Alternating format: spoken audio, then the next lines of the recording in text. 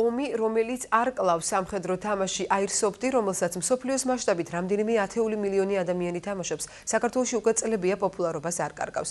რა ინდივიდუალური აღჭურვილობა სჭირდება მოთამაშეს და სად ახერხებენ ბათუმელი სტრაიკერები თამაშს? ოპერაცია კრაზანას ბუდე უკრაინული სცენარით გიორგი წეროძის რეპორტაჟში. პირობითი ლოკაცია უკრაინის აღმოსავლეთ რეგიონი, ქალაქი სლავიანსკი, ბატალიონი დონბასის პირობითი ამოცანა, სეპარატისტების მიერ აღებული შენობების გაწმენდა. იარაღი, ნამდვილი სუსტი ანალოგი, თუმცა ეს ყველაფერი სინამდვილე არ არის.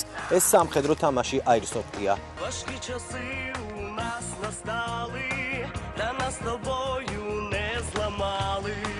На схід і захід хочуть поділити, та волю нашу їм не зупинити. Та ми ніколи не станем на коліна, і буде жити вільна Україна.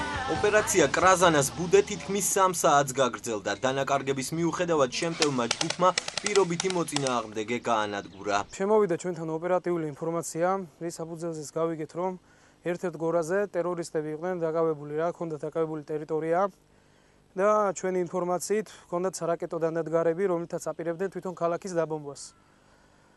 ჩვენ შევიკრიბეთ ყველა ერთად, ეგურები და გავაკეთეთ შტურმი ამ ტერორისტებზე რა. ტერორისტები არის განადგურებული, ლიკვიდირებული და გავნაღმეთ თვითონ ეს სარაკეტო დანადგარები. ბათუმში აირსოფტს უკვე 5 წელზე მეტია თამაშობენ. მოთამაშეთა რაოდენობა 10-დან 30-მდე მერყეობს. აირსოფტი სპორტის საკმაოდ ძვირი სახეობაა. მოთამაშეს ინდივიდუალური სამხედრო ფორმა, სრული ამუნიცია და იარაღი სჭირდება. მოიერიშე შაშხანები და პისტოლეტები პარამეტრებით ნამდვილის ანალოგიურია. ელექტრონული და გაზის იარაღი 6 მმ-იან ბურთულებს 20-დან 100 მეტრამდე დისტანციაზე ისვრის. სწორედ ესაა მოთამაშეებისთვის ეფექტური სასროლი მანძილი. გარდა იმისა, რომ საბრძოლო ვაზნებით არ ვბრძოლობთ, ყველაფერი თითქმის მიახლოებულია რეალობასთან. იარაღები მაქსიმალურად დამსგავსებულია რეალობასთან. გვაქვს ამავდროულად ეკიპიროვკა, სრული, შესაძლებლობებიდან გამომდინარე ვის როგორ აქვს. რეალობასთან ძალიან არის ისე დაახლოებული, ადრენალინია ძალიან დიდი. სიამოვნებს თამაში ძალიან. დაახლოებით წელიწად ნახევარია ვთამაშობ. ინტენსივობა თამაშების არის კვირაში 2 ან 1. უფრო 2 იმ შემთხვევაში თუ ღამის თამაშს თამაშობთ. კვირას არის ჩვენი შეკრება სპუტნიკის აი ესე დანგრეულ შენობებთან და რაღაც სპუტნიკის გორაზე. ამინდი ჩვენ ხელს არ გვიშლის. დღეს დღეობით წვიმდა, მაგრამ მაინც ის ოპერაცია ჩავატარეთ დაგეგმილი 2 კვირით ადრე, რომელსაც კრაზანას ბუდე დავარქვით. ვიყავით დაახლოებით 10-15 ადამიანი. აირსოფტის იარაღები გასულ საუკუნეში იაპონიაში ქვეყნის შეიარაღებული ძალებისთვის შეიქმნა.